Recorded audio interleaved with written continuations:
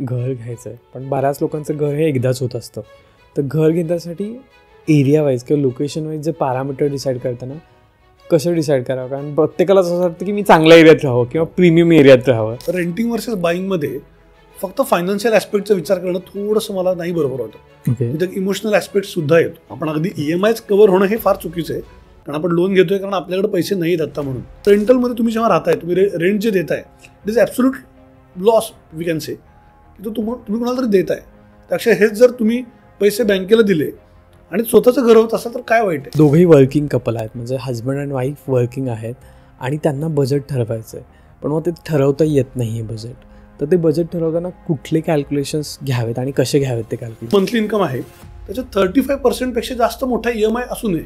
आणि जे आपण 15 म्हणतो, तर 1 करोडच्या प्रॉपर्टीला माझ्याकडे साधारण 15 लाख रुपये तरी माझ्याकडे आज असले पाहिजेत डाऊन पेमेंटसाठी. बिल्डर जेव्हा एखाद्या कस्टमरची फसवणूक करू शकतो त्यावेळेस त्याला प्रोजेक्ट कॉस्टच्या 10%, सो एखादा 200 करोडचा प्रोजेक्ट असेल तर त्याला 20 करोडपर्यंत पेनल्टी ॲज पर रेरा ही आहे.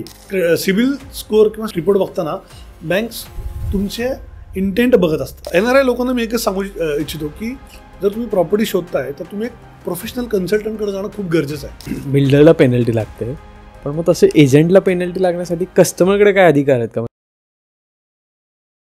मेहुणे आणि मेहुण्यांचे पाहुणे, पण हेच पाहुण्याची माहिती सांगत नाही, ती गोराबेल्स पॉडकास्टवर असते. नमस्कार मंडळी, मी ऋषिकेश. गोराबेल्स पॉडकास्टवर तुमचं सगळ्यांचं स्वागत आहे. आता काय, प्रत्येकाला घर घ्यायचं असतं. इंस्टाग्रामवर कितीही रील येतात घर घ्यायचं का नाही, किंवा घर वर्सेस SIP किंवा घर वर्सेस म्युच्युअल फंड. पण प्रत्येकाला असं वाटत असतं की स्वतःचं स्वप्नाचं घर असावं, एक छोटासा असा कोणा असावा जिथं काम करून आल्यानंतर किंवा काही रिलॅक्स झाल्यानंतर मला खूप सुंदर वाटेल, खूप छान वाटेल. पण हे घर घेताना बऱ्याचशा गोष्टी असतात, आपल्याला काही समजतात, काही समजत नाही, बऱ्याचशा अडचणी येतात, त्यांना सामोरं कसं जायचं आहे. आणि हे सगळं करत असताना एक्झॅक्ट मला जे हवं आहे आणि मला जो लोकेशनवर घर हवं आहे ते कसं मिळेल हे सगळं जाणून घेण्यासाठी आज आपल्याकडे खास व्यक्ती आलेल्या आहेत.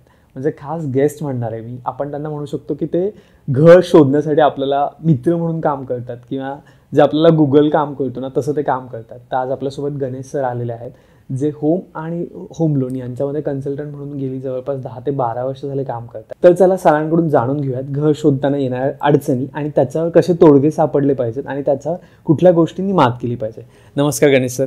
नमस्कार. तुमचं गोराबेल्स पॉडकास्टमध्ये खूप खूप स्वागत आहे. Thank you so much.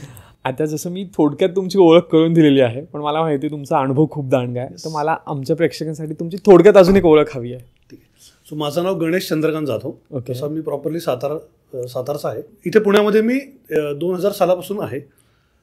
माझं करिअर जे चालू झालं बिझनेसचं ते जस्ट कोविडच्या आधी चालू झालं.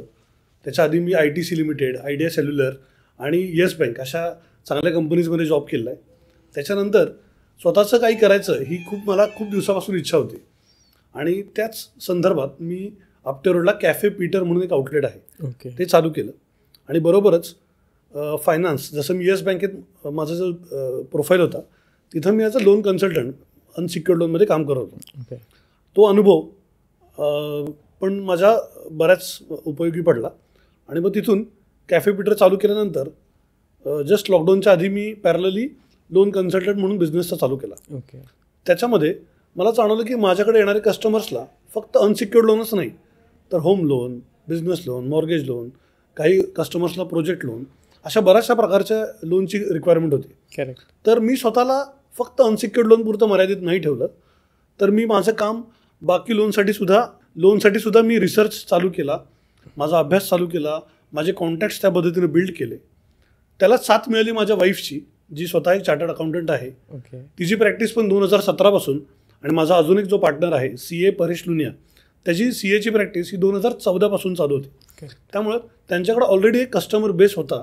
त्या कस्टमर्सच्या त्यांच्या स्वतःच्या काही रिक्वायरमेंट होत्या लोनच्या संदर्भातल्या. सो त्या लोनच्या संदर्भातल्या रिक्वायरमेंट फुलफिल करण्यासाठी आम्ही आमचे प्रामाणिक प्रयत्न चालू केले. त्यातच एक जाणवलं की आमचे बरेचसे कस्टमर्स जे होते ते कॅपिटल गेनचा संदर्भ असेल किंवा इन्व्हेस्टमेंट्स असेल किंवा ॲक्च्युली काही पुण्याच्या बाहेरून आलेले माझे मित्र ज्यांना पुण्यात घर घ्यायचं होतं, अशा लोकांबरोबर जेव्हा आमची चर्चा चालू झाली तेव्हा जाणवलं की अरे पुण्यामध्ये खरंच खूप चांगल्या रिअल इस्टेट कन्सल्टंटची गरज आहे. नक्कीच.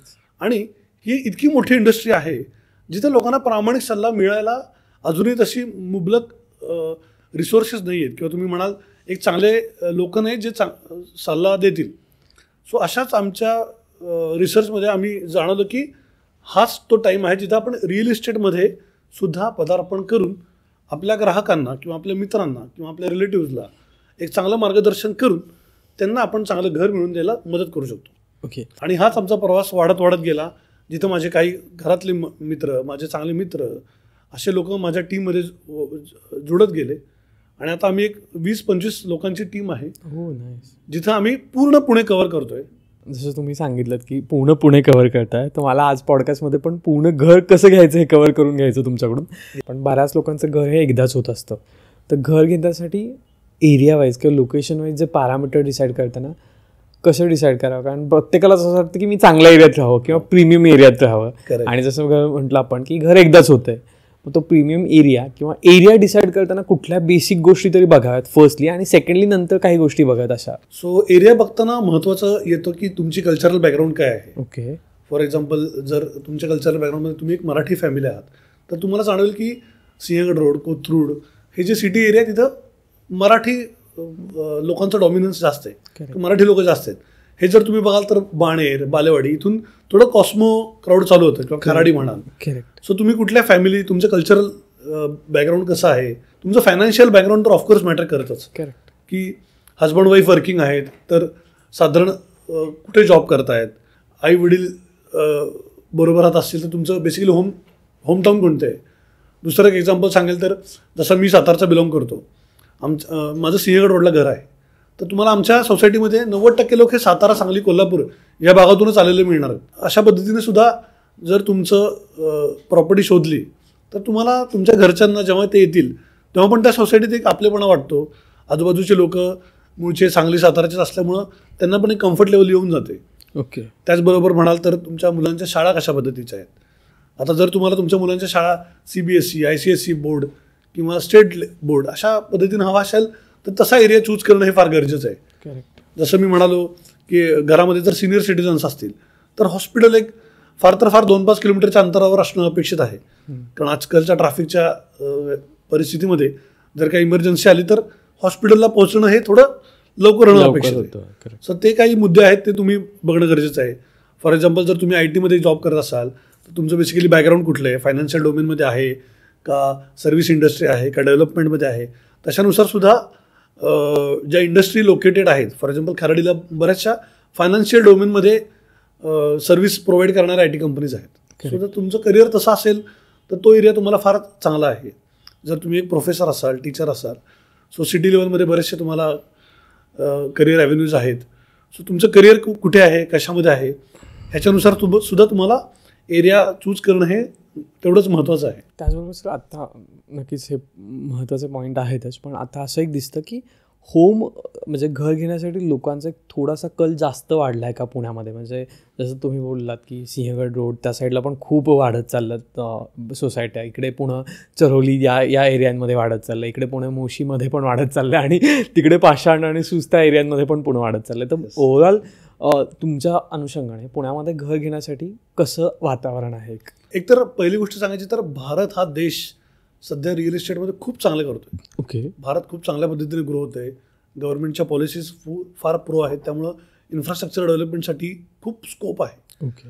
त्यामध्ये पुणे ही सिटी खूप अमेझिंगली काम करते as far as real estate is concern. Okay. त्याचं बरेचसे मुद्दे असे आहेत की एकतर पुण्याला फार चांगलं कल्चरल बॅकग्राऊंड आहे. करेक्ट. पुणे एक शिक्षणाची जे आपण मायभूमी म्हणतो, त्यामुळे पुण्यातले लोक चांगल्या पद्धतीचे आहेत. पुण्याला IT क्षेत्रामुळे खूप चांगली प्रगती झाली आहे. ऑटोमोबाईलचं पुणे हब असल्यामुळे खूप मोठ्या मोठ्या कंपनीज त्यांच्या जे मशिनिंग वर्क आहे, जे टूलवर वर्क आहे, त्यासाठी बऱ्याचशा कंपनीजमध्ये इथं खूप मोठ्या प्रमाणात एम्प्लॉयमेंट जनरेट झालेली आहे. त्याचबरोबर पुण्यामध्ये देवस्थान खूप चांगल्या पद्धतीने आहेत. त्यामुळं सगळ्याच बाजूने जर विचार केला, आणि सगळ्यात महत्त्वाचं जे त्याच्या व्यतिरिक्त आहे ते म्हणजे पुण्याचं असलेलं वातावरण. ओके. करेक्ट. हे खूप महत्त्वाचा मुद्दा आहे. आज मी बँकेत जेव्हा जॉब करतो किंवा बँकेतल्या बऱ्याचशा लोकांशी जेव्हा माझं इंटरॅक्शन होतं, तेव्हा नागपूरवरून, मध्य प्रदेशवरून, दिल्ली किंवा साऊथमधून जी लोक पुण्यामध्ये येतात त्यांना इथं आल्यावर लगेच जाणवतं की नागपूरमधला उन्हाळा आणि इथल्या उन्हाळ्यामधला फरक किंवा मध्य प्रदेशमधली थंडी आणि इथल्या थंडीमधला फरक, इथलं जे वातावरण आहे इतकं छान आहे. तर ह्या सगळ्या गोष्टींमुळे पुण्याला एक वेगळंच महत्त्व प्राप्त झालेलं आहे as far as real estate is concern. Correct. आणि तुम्ही जर फिगर्स बघितल्या तर पुण्यातलं real estate number of units हे हायेस्ट आहे इंडियामध्ये. ओके. पुण्याच्या डेव्हलपमेंटमध्ये तुम्ही बघाल तर मेट्रोचं जे डेव्हलपमेंट आहे, करेक्ट, किंवा रिंग रोडचं जे डेव्हलपमेंट आहे, जो डेव्हलपमेंट प्लॅन्स काही सँक्शन्स होत आहेत पुण्यामध्ये, तुम्ही बघाल तर बऱ्याचशा टाउनशिप प्रोजेक्ट्स, जसे नांदेड सिटी आहे, लाईफ रिपब्लिक आहे, फॉरेस्टेर, अशा बऱ्याचशा टाउनशिप प्रोजेक्टसुद्धा येत आहेत. करेक्ट. म्हाळुंगे एक हायटेक सिटी डेव्हलप होती, नवीन सिटी. सो अशा जे इन्फ्रास्ट्रक्चरल डेव्हलपमेंट्स आहेत, एअरपोर्टची न्यूज म्हणाल, परवाच एक न्यूज आली जिथं Wagholi to Katraj underground tunnel रोडची प्रोव्हिजन्स ही किंवा प्लॅनिंग चालू झालंय. इतक्या नाना प्रकारचं प्लॅनिंग पुण्यामध्ये चालू आहे. त्याच्यामध्ये पुण्यात पुढचे 20 वर्ष ही डेव्हलपमेंट होतच राहणार आहे आणि त्याचा बेनिफिट हा नक्कीच रिअल इस्टेटच्या स्वरूपात सगळ्यांना मिळणार आहे. नक्कीच ते आहेच. कारण इन्फ्रास्ट्रक्चर लेवलवर पण आपण बघतोय की 10 वर्षाचं पुणे आणि आजचं पुणे आतमध्ये खूप फरक आहे. इव्हन मेट्रो आली आहे त्याच्यावर आपण म्हणूच शकतो. कारण ती कनेक्टिव्हिटी अजून फास्ट झाली. म्हणजे कोथरूडून चिंचवडला यायचं असेल तर तुम्ही बऱ्याच चांगल्या वेळात येतं विदाऊट ट्रॅफिक म्हणू शकतो आहे. म्हणून पुण्याकडून खूप सोप्स आहेत माणसाला. नक्कीच. आता त्याच्यासोबतच एक अजून एक गोष्ट येते, ज्यावेळेस आपण घर खरेदी करायला जातो त्यावेळेस की बऱ्याच लोकांचं असं असतं की माझं गावाला छान बंगला आहे किंवा छान घर आहे तर पुण्यात का घेऊ, रेंटनी राहिलेलं काय वाईट आहे. आणि आजकाल सोशल मीडियावर पण आपण एक बघतो की रेंटनी राहा की घर आहे बरंच आहे, मग रेंटनी राहायला काय बेनिफिट्स होतात, त्याच्यात तुम्ही पैसे कुठे इन्व्हेस्ट करा आणि ते कसे वाढतात. मग तुमचं यावर काय मत आहे की rent versus buying? So renting versus बाईंगमध्ये फक्त फायनान्शियल ॲस्पेक्टचा विचार करणं थोडंसं मला नाही बरोबर वाटत. तिथं इमोशनल ॲस्पेक्ट सुद्धा येतो. ओके. मी अगेन प्रत्येक वेळेस माझंच उदाहरण घेतोय. खरं मी स्वतः कर्वेनगरमध्ये एक रेंटेड प्रॉपर्टीमध्ये 2-3 वर्ष राहिलेलो आहे. ओके. पण तिथं जे माझे आजूबाजूच्यांबरोबर रिलेशनशिप झाले किंवा तिथं जो माझा कॉन्फिडन्स असायचा जेव्हा मी सोसायटीत वावरायचो वर्सेस आज मी जेव्हा स्वतःच्या घरात राहतोय, ओके, जेव्हा आजूबाजूचे माझ्याकडे एक ओनर म्हणून बघतायत किंवा जेव्हा मी ॲम्युनिटीज यूज करताना एक कॉन्फिडन्स आहे, आजूबाजूच्यांबरोबरचं रिलेशनशिप आहे, मला वाटणारं एक ओनरशिप आहे की यार ही माझी जागा आहे, तर त्यांना एक इमोशनल अँगल तो नक्कीच आहे.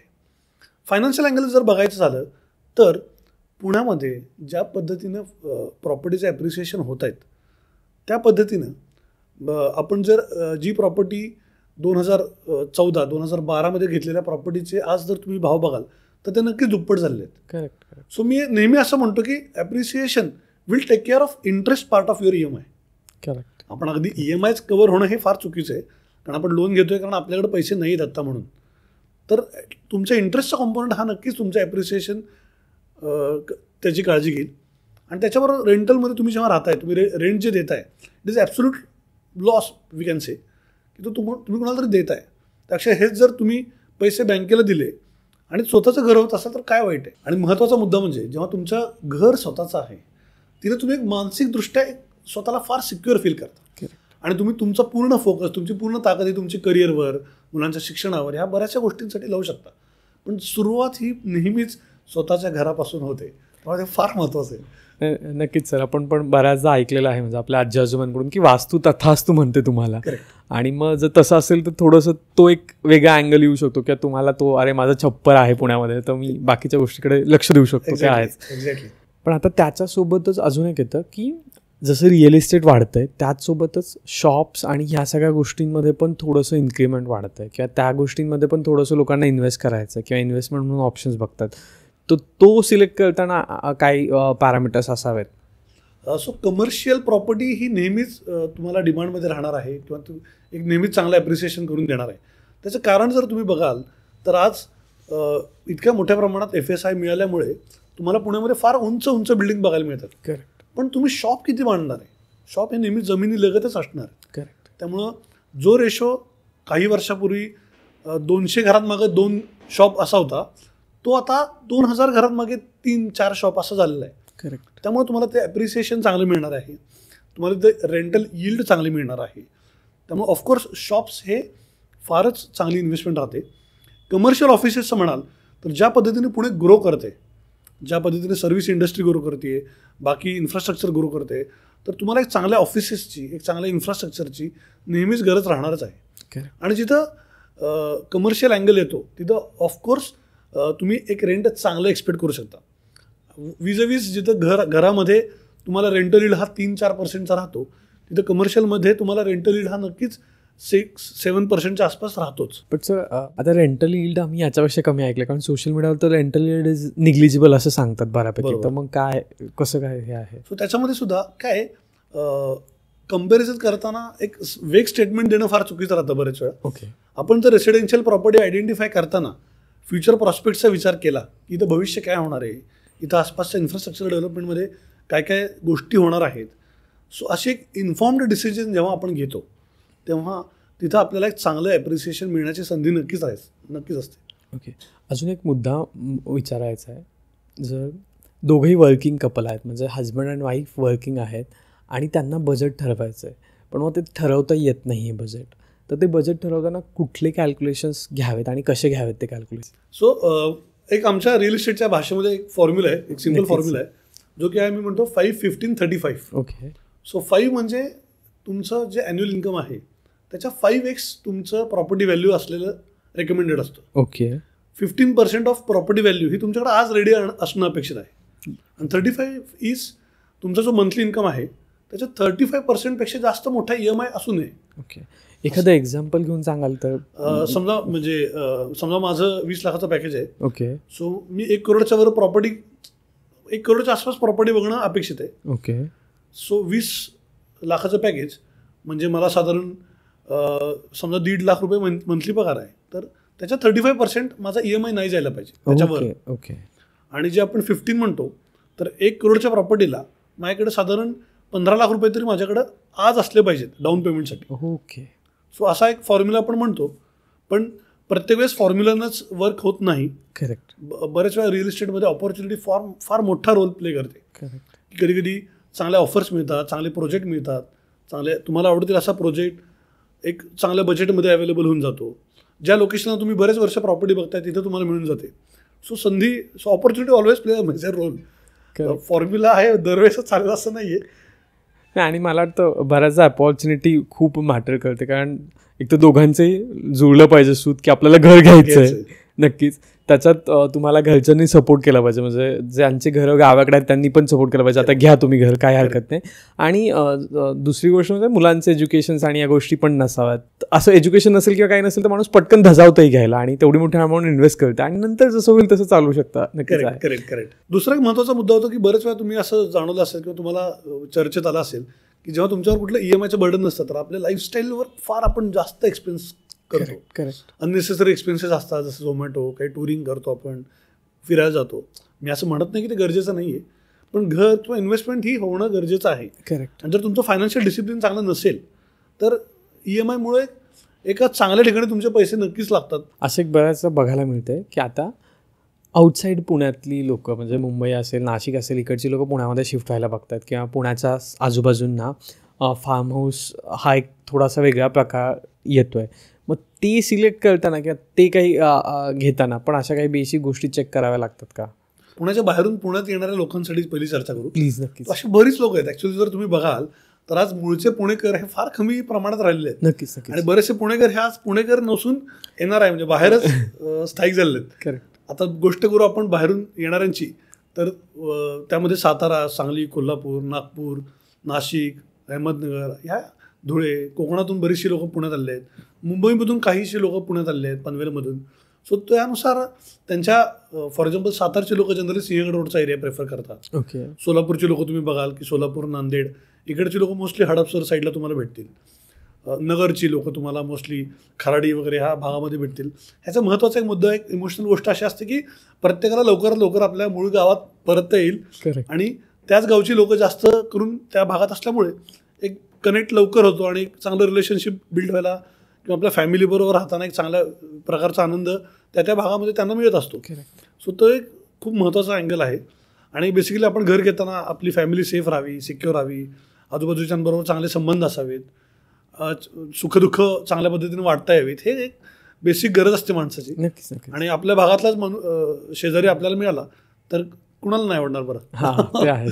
आणि फार्म हाऊसचं म्हणाल तर फार्म हाऊस घेताना फार काळजी घेणं खूप गरजेचं आहे. बेसिकली लिगॅलिटीमध्ये जाऊन फार डिटेलमध्ये जाऊन त्या प्रॉपर्टीचा टायटल सर्च रिपोर्ट करणे, कोणत्या झोनमध्ये ती प्रॉपर्टी आहे, तिथं बांधकामाला किती परवानगी आहे, भविष्य त्याचं कसं आहे, किंवा ॲप्रिसिएशन होईल का, किंवा राहण्यासाठी आपली गरज काय, इन्व्हेस्टमेंट आहे का राहणं आहे. करेक्ट. सो राहणं असेल, मी बऱ्याचशा लोकांना बघितलं की ते कोकणात जाऊन बऱ्याचशा लोकांनी सेकंड हाऊस घेतलेले आहेत, पण तिथं जायला त्यांना 2-2, 3-3 वर्ष मिळत सुद्धा नाही. सो बेसिकली गरज काय आहे सेकंड होमची, त्यानुसार ती प्रॉपर्टी बघणं फार गरजेचं आहे. नक्कीच. आता सर तुम्ही बोलता बोललात की येणार आहे, तर तो एक टॉपिक मला छेडायला आवडेल की बरेचसे लोक आहेत जे बाहेर गेलेत आणि त्यांना आता पुण्यात इन्व्हेस्ट करायचं, कारण पुणं बदलते म्हणून, किंवा बाणेर, बालेवाडी या साईडला किंवा खराडी साईडला त्यांना असं वाटतं की आपण एखादा फ्लॅट घ्यावा. तर मग येणाऱ्या लोकांनी खरंच पुण्यात इन्व्हेस्टमेंट करावी का, आणि करत असतील, आता ते तिकडे असतात, डेफिनेटली त्यांना कन्सल्टंट म्हणून तुमच्यासारखी लोक हवी असतात, तर त्यांना बेसिकली सर्च करताना कुठल्या गोष्टींची काळजी घेतली पाहिजे, कारण दोन्ही गोष्टी होतात प्रॉपर्टीमध्ये, खूप सारे फ्रॉड पण सगळ्यात जास्त होतात इथे, राईट.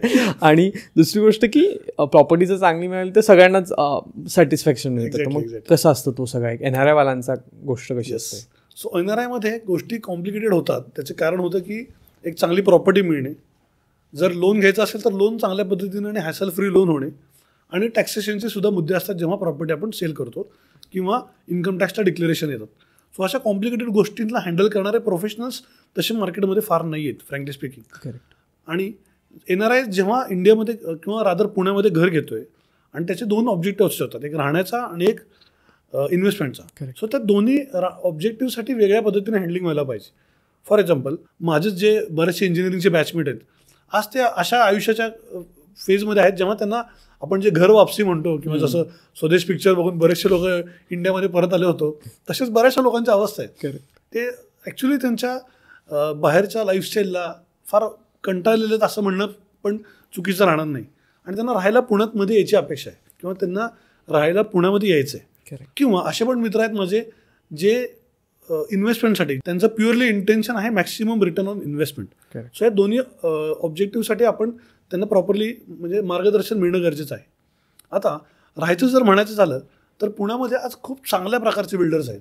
अगदी नावच जर घ्यायचं तर तुम्ही लोधा म्हणा, कल्पतरू, व्यंकटेश बिल्डकॉन, असे खूप चांगल्या प्रकारचे बिल्डर्स, महिंद्रा, गोदरेज, अशा खूप चांगल्या प्रकारचे बिल्डर्स पुण्यात असल्यामुळे त्यांना बाहेरची जी त्यांची लाईफस्टाईल आहे तशा पद्धतीची लाईफस्टाईल त्यांना पुण्यात नक्कीच मिळू शकते. करेक्ट. आणि त्यांना पुण्यात आल्यावर एक चांगला एक फॅमिलियर वातावरण त्यांना मिळणार आहे.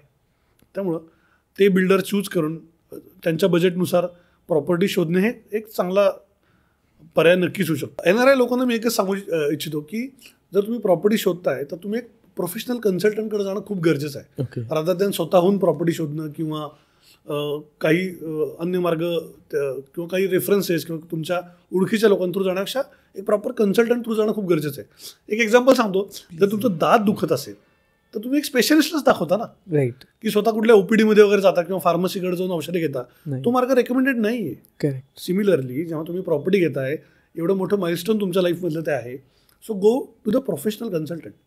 आणि NRI म्हणलं की लोकांना वाटतं की अरे यार NRI आ गया, अब तो अच्छा डील मिळेल.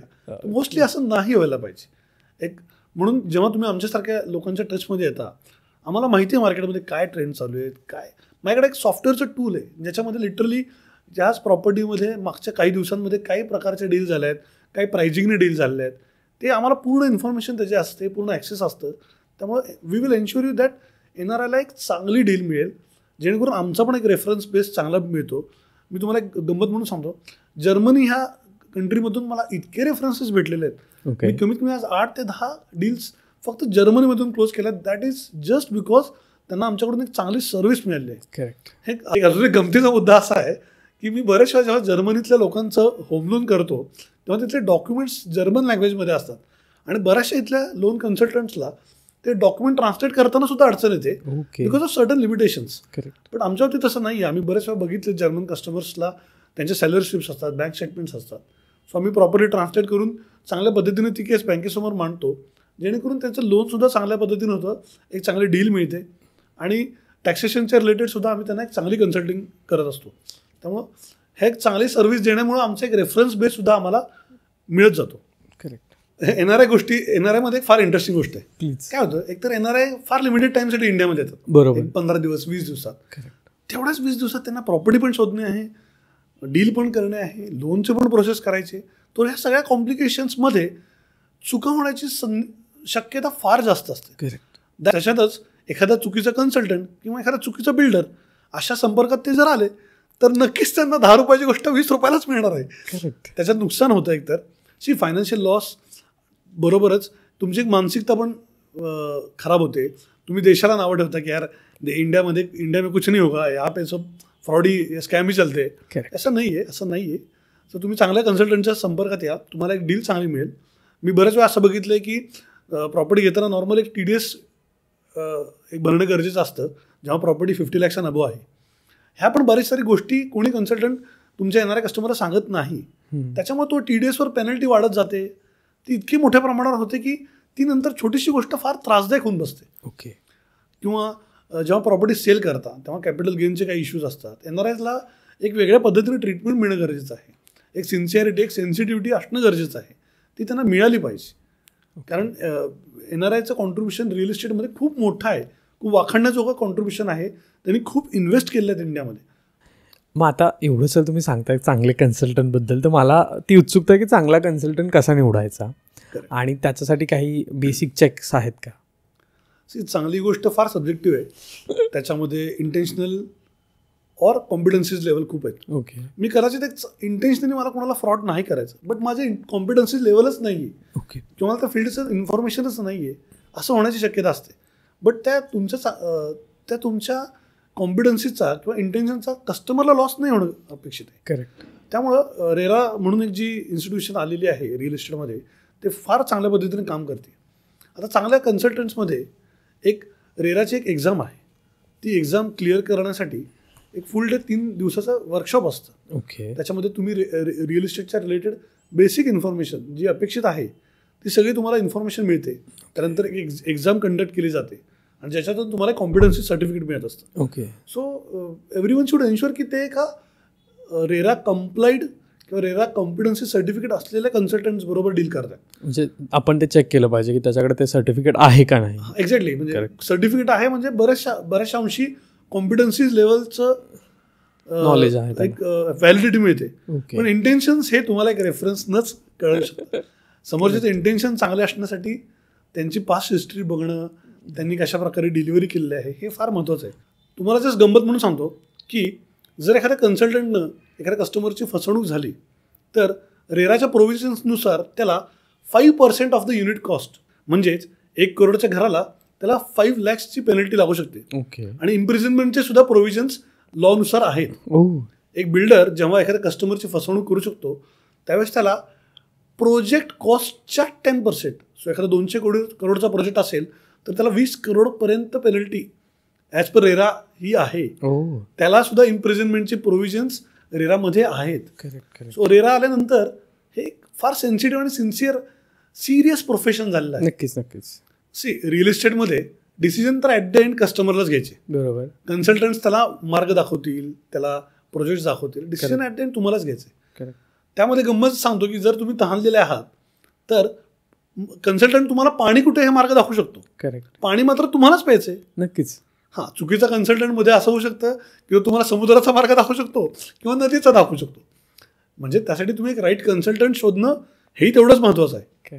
जेव्हा तुम्हाला जाणवतं की कन्सल्टंट तुम्हाला फोर्स करतोय की तुम्ही लवकर डिसिजन घ्या त्यावेळेस कदाचित तिथं काही चुकीचं होण्याची होऊ शकतं. म्हणजे काळजी घ्या. बेसिकली अशा वेळेस आपण काळजी घेतलेली जास्त बेटर. म्हणजे जर तो फोर्स करतो तर मे बी काहीतरी काळबेरा आहे किंवा काहीतरी जास्त कमी जास्त आहे. सो काळजी घेऊन डिसिजन घेणं खूप महत्त्वाचं आहे. नक्कीच. पण आता सर बऱ्याचदा कन्सल्टंट म्हटल्यानंतर एकदम गावठी भाषेत बोलायचं तर दलाल हा शब्द लोकांना येतो.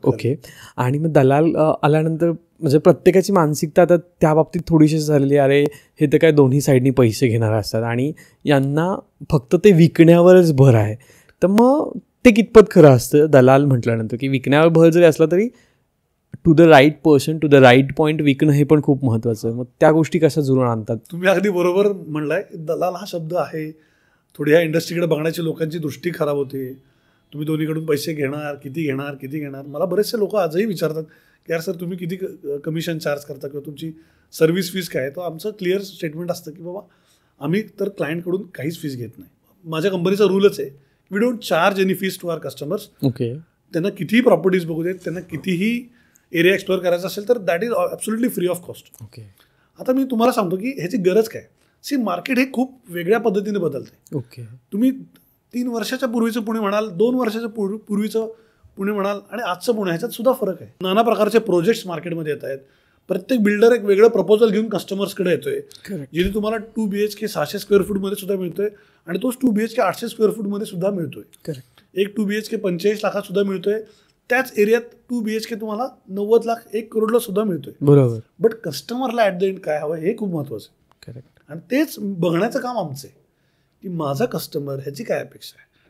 म्हणून त्याला लवकर प्रॉपर्टी गळ्यात मागणं हे फार फार चुकीचं अप्रोच आहे. कस्टमर एकतर पहिल्यांदाच कदाचित शेवटचं डील असेल ते, त्यासाठी ते फार महत्त्वाचं आहे. फायनान्शियल इमोशनल बरेच ॲस्पेक्ट तिथं लागलेले आहेत.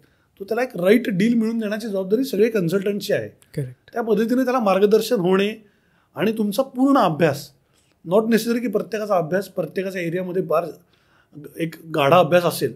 सो त्या पद्धतीनं त्यांना ती क्लॅरिटी देणं सुद्धा गरजेचं आहे. फॉर एक्झाम्पल जर माझ्याकडे आळंदीमध्ये पुरेशा प्रॉपर्टीज नाही आहेत तर मी स्पष्टपणे कस्टमरला सांगणं गरजेचं आहे की बाबा आळंदी एरियाचं मार्गदर्शन माझ्याकडून मिळणं नाही होणार आहे.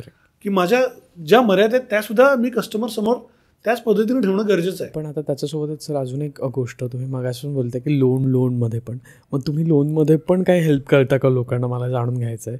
आणि जर करत असाल तर बँकेकडे जाण्याऐवजी तुमच्याकडे काय आहे लोनसाठी पण माणसाने, कारण बँकेमध्ये पण आजकाल आपण बघतोय की फार ग्रॅज्युएट झालेला म्हणजे जो 12वी नंतर झाला आहे त्यालासुद्धा ॲज अ लोन असिस्टंट म्हणून बसवलं जातं आणि तो बाहेरून लोन आणून बँकेत देतो. तर तुम्ही तसंच काही करताय की वेगळं काही आहे तुमच्याकडे? माझ्या पूर्ण करिअरची जी फिलॉसॉफी आहे किंवा माझ्या आयुष्याची व्हॅल्यू सिस्टीम आहे ह्याच्यात मी नेहमीच customer first, customer is more than a king, we treat them as a god. की कस्टमरमुळेच आपलं घर चालतं. त्यामुळे माझी फिलॉसॉफीच अशी की कस्टमरचा फायदा कसा होईल हे माझ्या नेहमी प्रायोरिटी लिस्टवर टॉप असते. ओके. आता मी तुम्हाला जर सांगू शकेन की तुम्ही जे म्हणालात तो एकदम बरोबर मुद्दा आहे की कस्टमर डायरेक्ट बँकेकडे जाऊ शकतो, तुमच्याकडे काय आहे. सो आमचा बेनिफिट मी तुम्हाला सांगतो. माझ्याकडे नॅशनलाइज बँक्समध्ये जवळजवळ 8 ते 10 बँक आहेत. प्रायव्हेट बँक्समध्ये ऑलमोस्ट सगळ्या बँक्सबरोबर आम्ही काम करतो. NBFCजमध्ये काम करतो. तर इथं आमची सगळ्यात पहिली प्रायोरिटी येते ती कस्टमर काय पद्धतीचं आहे. त्याच्यामध्ये 2-3 मुद्दे येतात. एक तर त्यांचं फायनान्शियल हेल्थ कशी आहे आणि त्यांची क्रेडिट हिस्ट्री कशी आहे, ह्या गोष्टी आम्ही नक्कीच अभ्यासत असतो. सो आम्ही अभ्यास करतो कस्टमरचा प्रोफाईल काय पद्धतीचा आहे, पेमेंट कॅपॅसिटी कशी आहे, ह्या गोष्टी अभ्यास करून त्याला आपण राईट बँक सजेस्ट करत असतो. प्रत्येकच कस्टमर हा एक चांगल्या, आता बँकेची नावं जर घ्यायची झाली तर आज bank of Maharashtra, central bank ही आजच्या घडीला खूप ॲग्रेसिव्ह बँक्स आहेत. बट नॉट नेसेसरी की ती आयुष्यभर तसंच राहील. कधी युनियन बँक ॲग्रेसिव्ह राहील, कधी SBI ॲग्रेसिव्हली काम करते, कधी PNB बँक चांगल्या पद्धतीने काम करते, कधी HDFC ॲग्रेसिव्ह असते, कधी ICICI असते. सो आम्हाला माहिती आहे मार्केटमध्ये आज कोण ॲग्रेसिव्हली काम करते, कोण चांगला रेट देणार आहे. माझा कस्टमर सॅलरीड असेल किंवा बिझनेस पर्सन असेल, त्याला त्याची जर रिक्वायरमेंट ही अर्जन्सी असेल तर त्याला अर्जंटली कोण देईल, जर त्याच्याकडे थोडा वेळ आहे तर कुठल्या पद्धतीने लोन आपण कुठल्या बँकेकडून लोन करून देण्यानं त्याचा फायदा होणार आहे. सो ॲट द एंड कस्टमरचा बेनिफिट होणं महत्त्वाचं आहे. फॉर एक्झाम्पल जर काही कस्टमरच्या क्रेडिट हिस्ट्रीमध्ये काही इश्यू असतील तर ते इंटेन्शनल आहेत का नॉन इंटेन्शनल आहेत. इंटेन्शनल नसतील तर त्यावेळेस त्यांची परिस्थिती काय होती, कशामुळे ते रिपेमेंट नाही करू शकले, ह्या गोष्टीचा अभ्यास करणं पण तेवढंच गरजेचं आहे. आज जेवढी कस्टमरप्रती आमची एक रिस्पॉन्सिबिलिटी आहे तेवढीच आमची रिस्पॉन्सिबिलिटी बँकेच्या प्रतीसुद्धा आहे. एका बँकेलासुद्धा आम्ही एक चांगलाच ग्राहक देणं गरजेचं आहे. जर आम्हाला जाणवतं की कस्टमरचे डिफॉल्ट पेमेंट जे आहेत ते इंटेन्शनल आहेत तर अशा कस्टमरवर काम करणं चुकीचं आहे. त्याच्यामुळं आमची पण बँकेतली क्रेडिबिलिटी खराब होणार आहे. उद्या बँकसुद्धा असं नाही म्हणले पाहिजे की अरे ह्यांचे कस्टमर्सनी EMI रेग्युलर भरले नाही आहेत, असं नाही व्हायला पाहिजे. सो आमची जबाबदारी बँकेप्रती पण तेवढीच आहे. तो ह्या सगळ्या गोष्टींचा अभ्यास करून एका कस्टमरला परफेक्ट बँक कोणती आहे ती बघून देणं हे आमचं काम आहे. आणि ती एकदा बघून दिली की बँकेच्या प्रोसेसेसनुसार त्यांच्या रिक्वायरमेंटनुसार कस्टमरचं डॉक्युमेंटेशन करून घेणे. कस्टमरला कायदेशीर भाषा कळणं अपेक्षित नाही आहे, तर त्याला ती सेन्सिटिव्हिटी सांगणे की अरे काही फॉर्मॅट्स गरजेचे आहेत ते आहेच आहेत. मग दरवेळेस कस्टमरना असं म्हणणं अपेक्षित नाही की इतके फॉर्मॅट्स आहेत, इतके आम्ही सही करू का, तर नाही. ते त्यांना समजून सांगणं. मग ते डॉक्युमेंटेशन झाल्यावर त्यांचे प्रॉपरली लोन डिस्बर्समेंट्स करणे. जर अंडर कन्स्ट्रक्शन प्रॉपर्टी असेल तर पुढच्या प्रत्येक बिल्डरच्या डिमांडला ती डिमांड फुलफिल होणंही तेवढंच अपेक्षित आहे. करेक्ट. आज रेरानं बिल्डरला सुद्धा बऱ्याचशा गोष्टींची पॉवर दिलेली आहे. बिल्डर जर कुठली डिमांड बिल्डरने कस्टमर्सला दिली तर एक 10 ते 15 दिवसाच्या आत ती डिमांड फुलफिल होणं गरजेचं आहे. नाहीतर बिल्डर्स कस्टमरला पेनल्टी लावू शकतो. ओके. मग ते पेनल्टी लावू नये ही जबाबदारी पण आमचीच आहे. करेक्ट. सो तिथं पण आम्ही जबाबदारी घेऊन कस्टमर्सला पुश करत असतो की तुम्ही तुमचे फॉर्मॅट साईन करून बँकेकडून आम्ही ते डिस्बर्समेंट मिळवून देत असतो. सो अशा पद्धतीने आमचं काम हे कस्टमर सेंट्रिक आहे. आता सर तुम्ही सांगितलंच की बिल्डरला पेनल्टी लागते, पण मग तसे एजंटला पेनल्टी लागण्यासाठी कस्टमरकडे काय अधिकार आहेत का? म्हणजे मी कस्टमर आहे, मला घर घ्यायचं आहे, पण बाई यानं त्या कारणामुळे एजंटचे इंटेन्शन नाही आहेत मे बी तसे, पण झाली आहे माझी फसवणूक असं मला वाटतं किंवा मला ते डील नाही मिळालं जसं मिळायला हवं होतं, तर मी काही करू शकतो का? करेक्ट. सो रेराचा जन्मच जो झालेला आहे तो कस्टमर सेंट्रिक किंवा कस्टमरची फसवणूक होऊ नये यासाठी झालेला आहे. रिअल एस्टेटमध्ये बऱ्याच लोकांचे अनुभव होते, बऱ्याचशा नाना प्रकारे लोकांच्या फसवणूक झालेल्या आहेत. करेक्ट. त्याच्यामध्ये काही फसवणूक एजंट्सकडून आणि काही फसवणूक ही बिल्डर्सकडून झालेल्या आहेत. करेक्ट. सो त्यासाठीच रेराचं एस्टॅब्लिशमेंट झालेलं आहे. आता तुम्ही म्हणाल तर पेनल्टी ही ऑफकोर्स आहेच. एक कस्टमर रेराला कंप्लेंट करू शकतो जर कुठल्या एजंटकडून फसवणूक झाली असेल तर. त्याच्यामध्ये रॉंग प्रॉमिसेस किंवा ओव्हर प्रॉमिस करून अंडर डिलिव्हरी केली आहे, ओके, अशा बऱ्याचशा फ्रॉड होऊ शकतात. त्यावेळेस एजंटला त्या ट्रान्झॅक्शन व्हॅल्यूच्या 10% ऑफ ट्रान्झॅक्शन व्हॅल्यूपर्यंत पेनल्टी लावू शकतंय. ओके. अशा बऱ्याचशा प्रोव्हिजन्स रेरामध्ये आहेत. करेक्ट.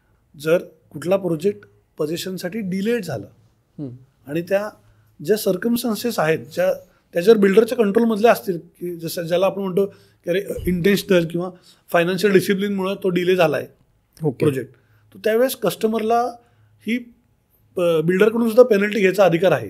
ती जी पेनल्टी असते ती साधारण जो MCLR रेट असतो, SBIचा जो रेट असतो MCLRचा, त्याला +2%. ओके. अशा पद्धतीनं कस्टमर बिल्डरकडची पेनल्टी रेराकडून डिमांड करू शकतो.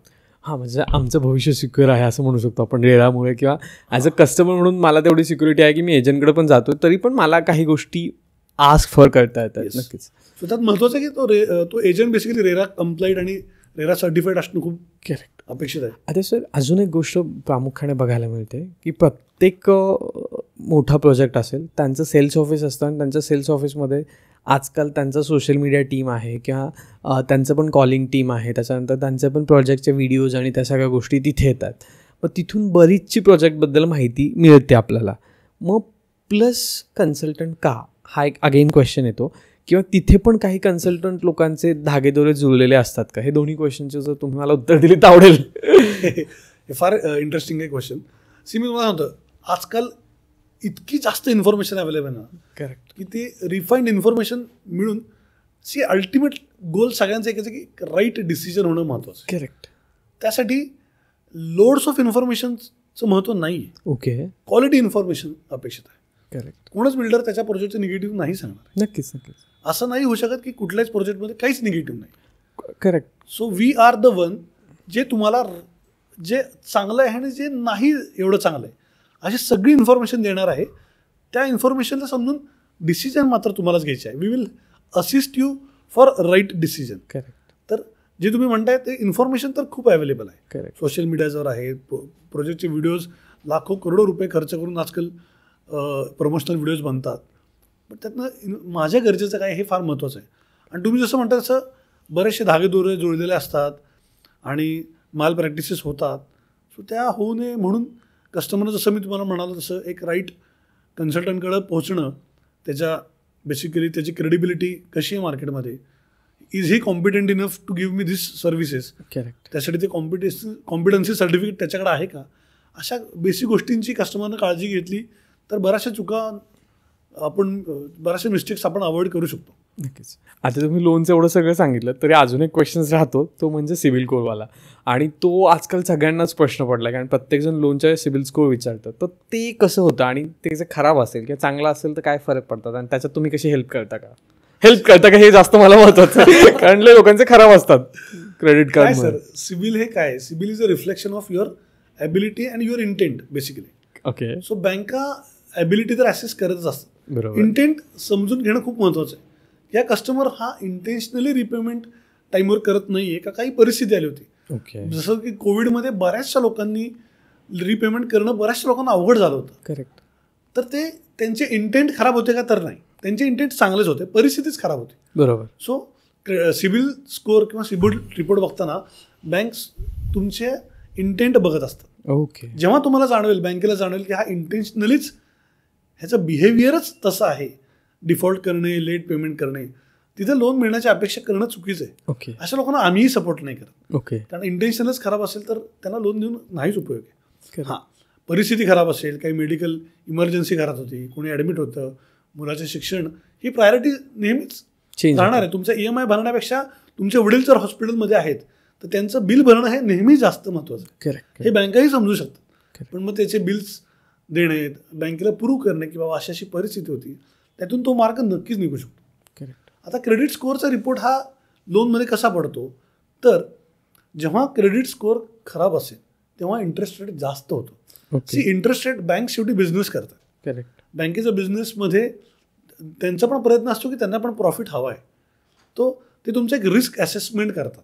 करेक्ट. करेक्ट. जो कस्टमर बँकेला जास्त रिस्की वाटतो त्याच्यामध्ये इंटरेस्ट रेट जास्त राहतो. बरोबर. जो बँकांना कम्पॅरेटिव्हली कमी रिस्क प्रपोजल वाटतं तिथं बँकांचा इंटरेस्ट रेट हा चांगला राहतो. करेक्ट.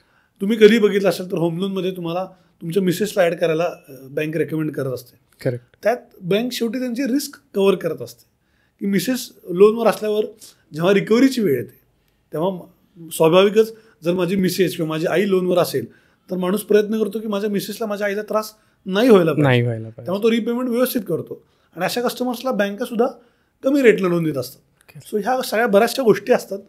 त्यामुळे तुमचा व्याजदर ठरत असतो आणि त्या बँका बेसिकली रिस्क असेसमेंटवर काम चालतं बेसिकली याच्यामध्ये. आता रिपेमेंट बोलताय तुम्ही, त्याच्यावर मला आठवलं पटकन की रिपेमेंटमध्ये पण 2 सेक्शन येतात. काही लोकांचं असतं की पटपट करा आणि लोनमधून मोकळे व्हा, डिबेट नको आहे काही. आणि काही लोकांचं असतं ठीक आहे चाललंय चालू द्या, सोबत मी माझी लाईफस्टाईल पण एन्जॉय करतोय. मग तुमचं याचं काय मत आहे? ह्याला एक फिक्स उत्तर नाही आहे. बेसिकली हे प्रत्येकाचा फायनान्शियल नेचर, त्यांचं बिझनेस आहे का सॅलराईड आहे, फायनान्शियल बॅकग्राऊंड, अशा बऱ्याचशा गोष्टींवर हे डिपेंड करतं. मी एक सिम्पल उदाहरण सांगतो.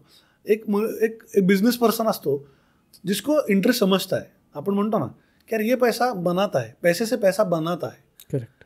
सो फॉर एक्झाम्पल एखादा बिझनेस पर्सन जर एखाद्या कॅपिटलचा यूज करून 10%, 12%, 14%वर त्याचे रिटर्न काढू शकत असेल तर त्यांनी होम लोनचं रिपेमेंट करण्याची घाई करायची गरज नाही आहे. कारण तो त्याचा त्या पैशाचा यूज करून जी त्याला कॅपिटल 8%, 8.5%वर मिळालं आहे त्याचा यूज करून तो चांगलं रिटर्न करू शकतो.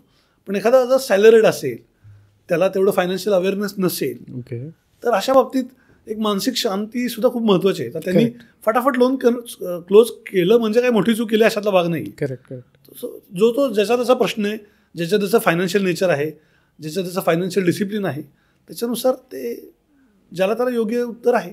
आपण असं बऱ्याचदा ऐकतो, म्हणजे बाबांच्या काळात मी अरे ती प्रॉपर्टी घेतली असती तर, पण काय तेव्हा पैसेच नव्हते, किंवा 20 वर्षापूर्वी ते घर घेतलं असतं तर आज काय त्याचं झाले असते बघ, तुला सगळंच मिळालं असतं. पण मग असं काहीतरी होतं, गणतं का आपण आणि नाही डिसिजन घेत त्यावेळेस? मग रिअल इस्टेटमध्ये खूप छान कॉन्सेप्ट आहे का, त्याला म्हणतात कॉस्ट ऑफ इनडिसिजन. ओके.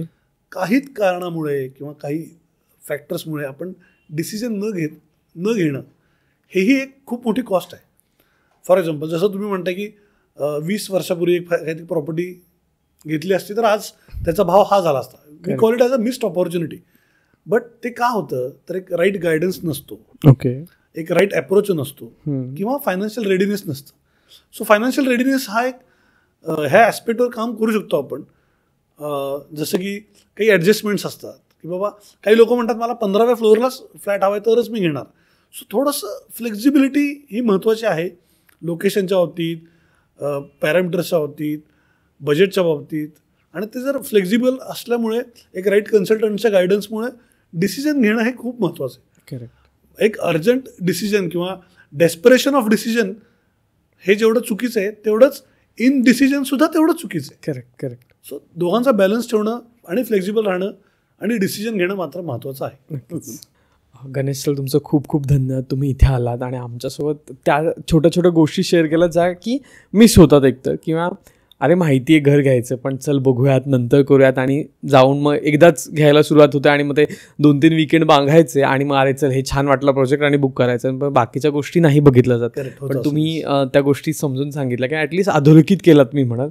सो जे कोणी ग्राहक आहेत किंवा जे कोणाला घर घ्यायचं तर ते नक्की या गोष्टी चेक करतील किंवा त्यांनी ॲटलिस्ट एकदा तरी या गोष्टींवर विचार करतील. तर पुन्हा एकदा तुमचे खूप खूप धन्यवाद सर, इथे आलात आणि तुम्ही या गोष्टी शेअर केल्यात. त्याचबरोबर तुम्हाला एपिसोड कसा वाटला ते आम्हाला कमेंटमध्ये सांगायला विसरू नका. आणि तुमच्याही घर खरेदी करतानाच्या काही अशा भन्नाट गोष्टी घडल्यात का किंवा अनुभव आलेत का तेही कमेंटमध्ये. आणि शेवटी जाता जाता सबस्क्राईब करायला विसरू नका, कारण ते केल्यानंतर असेच नवनवीन व्हिडिओ घेऊन यायला आम्हाला बळ मिळतं, आम्हाला एक मजा येते, एक एनर्जी मिळते. धन्यवाद. आपल्या या पॉडकास्ट नंतर आपल्या व्ह्युअर्सला घर घेताना ह्या इन्फॉर्मेशनची मदत झाली तर मलाही त्यात फार आनंदच आहे. नक्की. त्याबद्दल तुमचे सुद्धा आभार. थँक्यू.